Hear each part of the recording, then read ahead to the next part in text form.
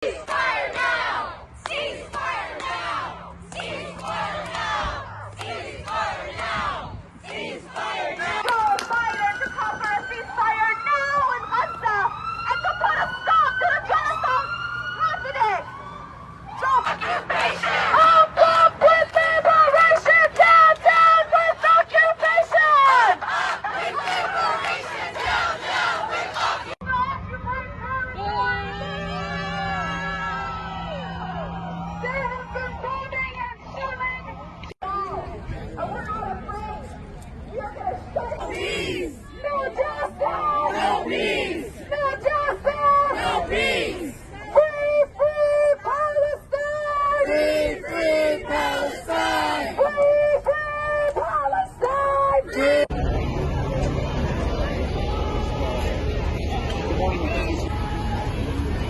They're detaining somebody in a wheelchair. And for our viewers who are just tuning in and watching her live right now, repeat how many people were arrested, how many vehicles you still have to remove. So 50 people approximately have been arrested so far. 15 vehicles have been towed. Again, those keys were tossed into the bay, and that's that calculated movement of working together that they did.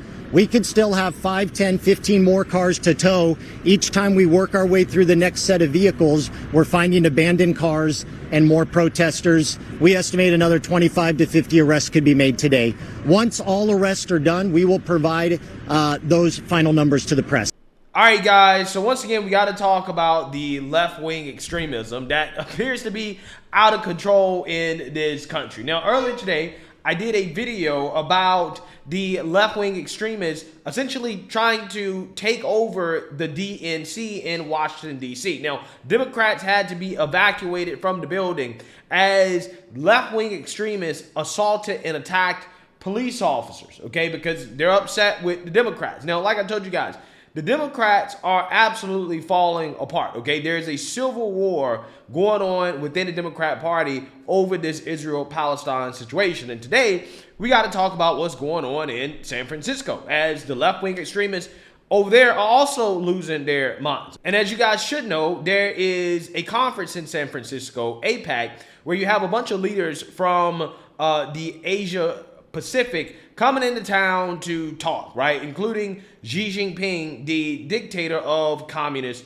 China. Now, if you look at some of the videos that have come out from what's going on in San Francisco, it kind of looks like China, right? You can see the Chinese flag being flown, okay, as Xi Jinping comes in.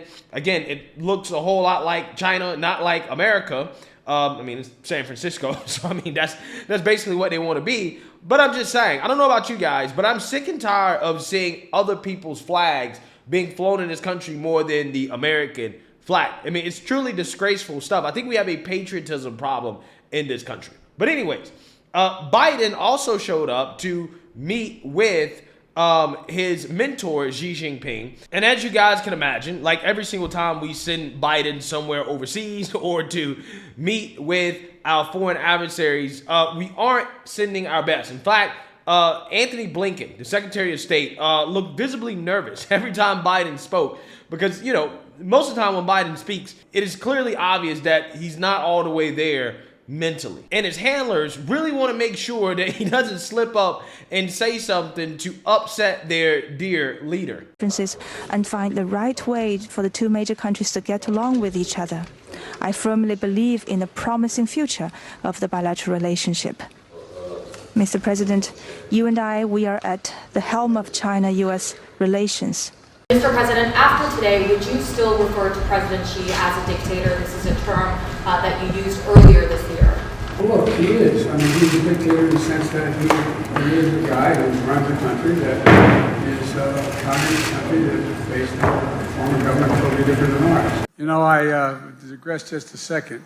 I was with Xi Jinping today, and I showed him a photograph that he's extremely proud of. When he was a young man, I think he was 32, maybe 28, 30 years old in that range. And he was, hey, how you doing, man? He was actually standing on the Golden Gate Bridge. He had come to visit. And he said, and I looked at the picture, I said, I want to show you a picture. He said, I like that picture. I like the, well, he was translated to say, I like that picture. So he's been coming here, and one of the things I pointed out to him is that you have one of the largest Chinese populations in America here. And he feels like he's going home here. Yeah, I'm sure he felt like he was going home here, especially how he saw all the Chinese flags being waved on the streets. Again, truly disgraceful thing in this country. Now, everybody wasn't excited to see Xi Jinping. You actually had some people that were protesting this conference for different reasons, okay? Some people were protesting over climate change. Some people were protesting over human rights. And, of course, you had the people that are protesting over what's going on in Israel and Palestine, who have been a thorn in the side of the Democrats. We have seen a number of protests throughout the day. Demonstrators have taken to the streets, focusing on a range of political issues, and the protests have been tense at times. For more now, let's go live to our Brooks Giroux, who continues our team coverage now from the Ferry Building in San Francisco. Brooks, how's it going? Well, just about anywhere you go in the city, you see people waving flags, holding signs, and wanting their voices to be heard. We're outside the Ferry Building right now in downtown San Francisco along the Embarcadero, where you can actually see some people that have flags out right now. This is the latest protest that's happening today, people carrying Palestinian flags, but there are other major events that are happening in town with all those dignitaries, and these protesters want to grab their attention.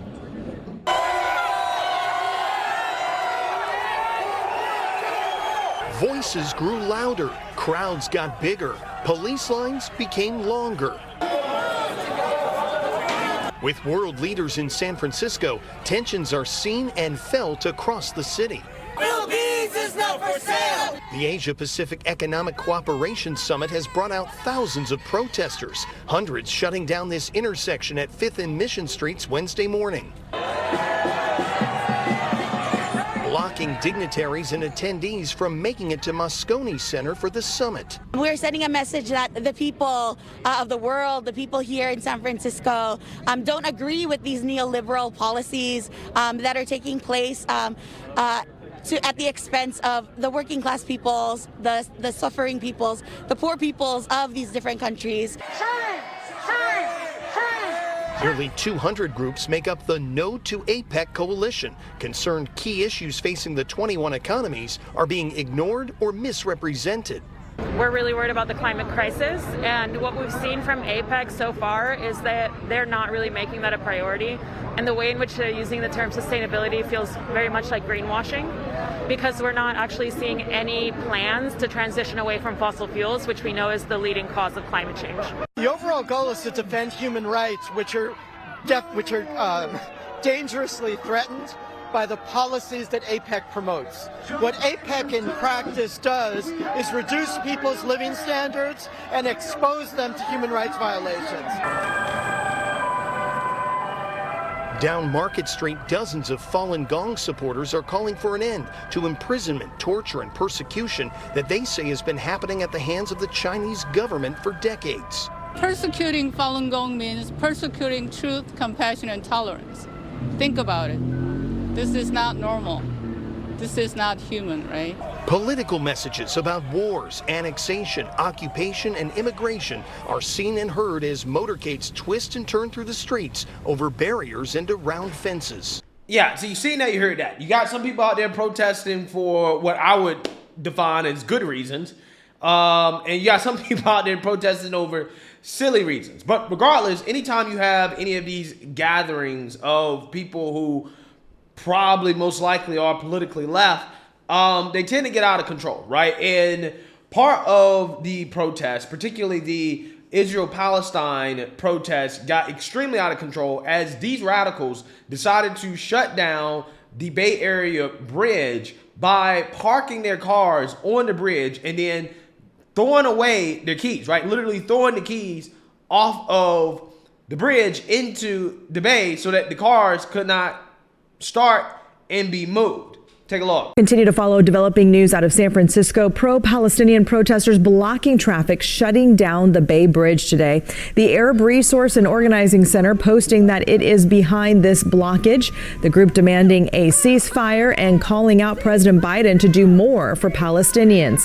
CHP says protesters were impacting traffic and blocking emergency vehicles, and even some chained themselves together. Officials are now working to tow vehicles that were abandoned by protesters to clear the road so they can reopen the bridge. But that is proving to be difficult as people abandoned their cars and threw their keys into the bay.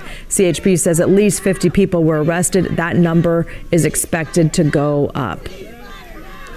We've been videotaping and we've been watching individuals, and so anyone who is arrested, it will be because they were actively participating in the protest, that we had eyes on them, and that we've identified them as an active protester disrupting traffic.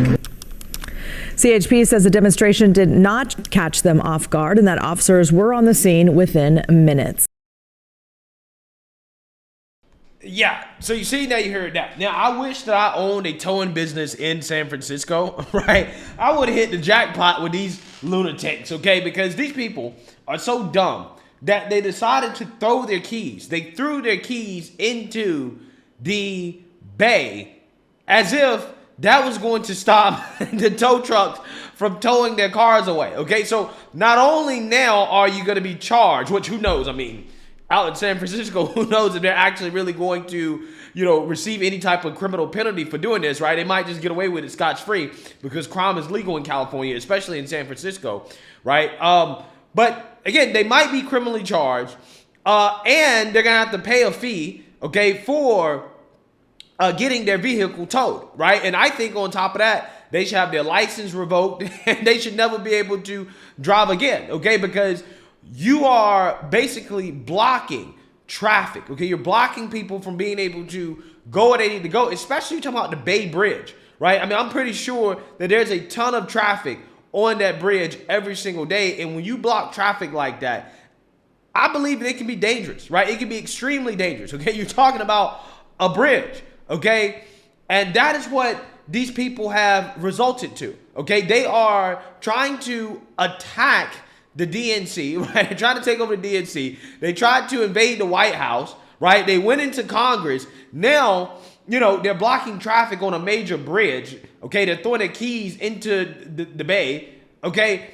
At what point are we going to have a serious conversation about the left-wing extremism going on in this country? Guys, I promise you, I don't see this coming from any other group of people outside of left-wing extremists, right? For as much as they want to talk about the right, again, somebody give me five instances in the past year of right-leaning people doing something like this, right? To the scale that we've seen left-wing extremists do what they've done over the past 2 months.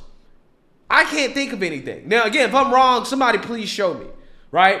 But again, that's what the media wants to focus on. They want to focus on potential violence and disruptions and chaos from conservatives and Trump supporters. When you have the extremists sitting right there in your face doing extreme things, and we're not having a conversation about whether or not we have a left-wing extremism problem in this country, because we definitely do, right? We 100% do. Okay? These people have been radicalized by the Democrat Party, and you're seeing these people become even worse and worse and worse as time moves on. Okay, they have resulted to straight up blocking traffic on a major bridge, which in my opinion is basically an act of violence, right? In my opinion, okay, I don't think that that's something that we should take lightly. Okay, people in traffic have places to go. There could be emergencies. But again, these people really think that acting like this is going to get people on their side, right? They think more people are going to sympathize with them because they disrupt and inconvenience people in their everyday lives, and it's not going to work. Just like with the climate extremists, it hasn't worked. This is not going to work, right? Again, if your argument is legitimate, it should better stand on its own merits, and people should better make up their own minds in regards to what they think about the situation. You should not have to disrupt people's lives in order for them to understand or to sympathize with your point of view, right? I'm just saying, these people should be charged to the fullest extent of the law, which they won't, right? But in the ideal world, you lock them up, you throw away the key, you tow their vehicles, right? Probably repossess them, okay? And you revoke their license, okay? That's what you do, because this is unacceptable. But like I told you guys, it's only going to continue to get worse because Democrats told these people for the last 5 years that this is totally okay. Now the Democrats are facing the consequences of the monster that they created. Let me know what you guys think. Make sure you like, comment, and subscribe. Most importantly, share a Black conservative perspective. Peace.